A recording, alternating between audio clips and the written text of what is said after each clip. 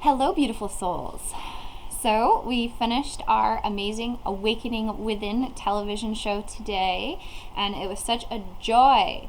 So, as the evening is concluding, I am really looking forward to reading our lesson for the day, for tomorrow, and see what Jesus has in store for us with these review thoughts. I'm finding that all of the thoughts thus far, up until this number 52 in which we are on, that these review ones seem to be the most potent and powerful. I'm feeling the reason that this is so is because we're getting to re-look at what we already applied, and the more we apply these thoughts, the deeper and deeper they sink into our subconscious mind, and the more they are recognized as our reality and as our true shared thoughts with each other and God. So I'm grateful to be doing this review more than I ever have been before. So here we go for today, lesson 52. So today's review covers these ideas. Number 1, I am upset because I see what is not there. I am upset because I see what is not there. Reality is never frightening. It is impossible that it could upset me. Reality brings only perfect peace. When I am upset, it is always because I have replaced reality with illusions which I made up. The illusions are upsetting because I have given them reality, and thus regard reality as an illusion. Nothing in God's creation is affected in any way by this confusion of mine. I am always upset by nothing. Now, before I go on to the next thought, this is a powerful one, and I actually shared my experiences with this similar thought from yesterday's lesson. So if you are interested, check the reflections for lesson 51, and I got to share my experience in implying the idea from yesterday, I'm never upset for the reason I think, and I got to see that I was upset because I was seeing something that was not there. It was the illusions that I was giving power to, and therefore I was believing in my small separate self. So this is important because in reality is where we are and where peace is found. So today with the thought, I am upset because I see what is not there, is giving us an opportunity to undo and correct these misperceptions, to correct these illusions in our mind, so that instead of being in that state of upset, we can finally be free and embrace peace. So it's a powerful one today. So to extend upon this thought, we are moving on to thought number 2. I see only the past. I see only the past. As I look about, I condemn the world I look upon. This is what ego does, right? It looks based on its past filter.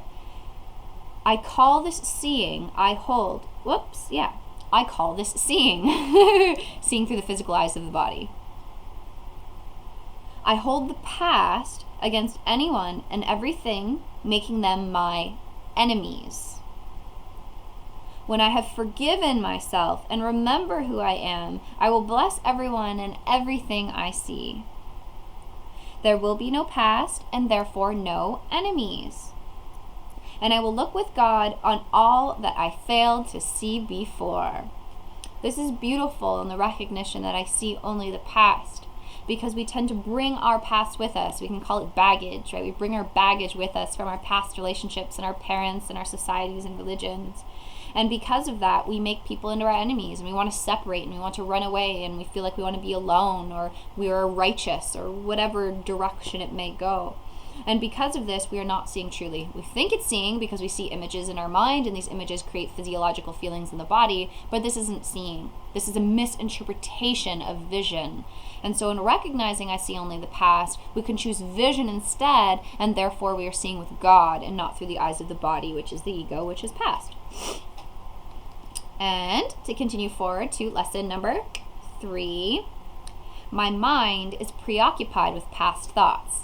My mind is preoccupied with past thoughts. This thinking mind that is quick, talks, never stops, judges, condemns. It's the thinking mind. It's all past thoughts. It's all conditioned thoughts. So my mind is preoccupied with past thoughts. We need to recognize this first before we can change it. So Jesus says, I see only my own thoughts, and my mind is preoccupied with the past. What, then, can I see as it is? So if I'm seeing only my past thoughts and my mind is preoccupied with past thoughts, then how can I see what is when I'm seeing an outward projection of my inward thoughts? Let me remember that I look on the past to prevent the present from dawning on my mind. Let me understand that I'm trying to use time against God. Let me learn to give the past away, realizing that in doing so, I am giving up nothing. So we're letting ourselves recognize that we see only the past, so that we really do realize that these past thoughts, which are only found in time and space, are keeping our Father away from our remembrance and our hearing his voice, because his voice speaks to us all through the day, and his voice speaks to us in this now moment. And it is in this now moment where we embrace eternity. So we bust outside of the realm of time and space. But this is where the mind training comes in. So we can train our mind to no longer be thinking through the thoughts of the past, but to be present, to be still, to be open, to receive the divine guidance that's right here, right now for us to receive. So this is beautiful. To carry on forward with thought number 4, I see nothing as it is now. So because I'm seeing the past, I'm not seeing it as it is now. I'm not seeing truly. I see nothing as it is now. If I see nothing as it is now, it can truly be said that I see nothing. The physical eyes see nothing. The past thoughts see nothing. I can see only what is now. The choice is not whether to see the past or the present. It is merely whether to see or not. I'm going to read that sentence again. The choice is not whether to see the past or the present. It is merely whether to see or not. Like either we're seeing through the eyes of God, which is vision, which is true seeing, or we're seeing the past, which is nothingness. It's the made up images in our mind. So either we're really, really seeing, or we're not seeing at all. That's all that there is. Truth and illusion. That's all that there is. Let me learn to give the past away. Oops, I went to the previous one. What I have chosen to see has cost me vision. Now I would choose again that I may see. So we're given the opportunity to choose once again. We can choose vision now because we recognize and realize that we haven't been seeing truly. And we haven't been seeing truly because we're not at peace. So it's as simple as that. When we recognize we're not at peace, we're not seeing truly, and therefore we can ask for a change in mind. We can ask for true vision.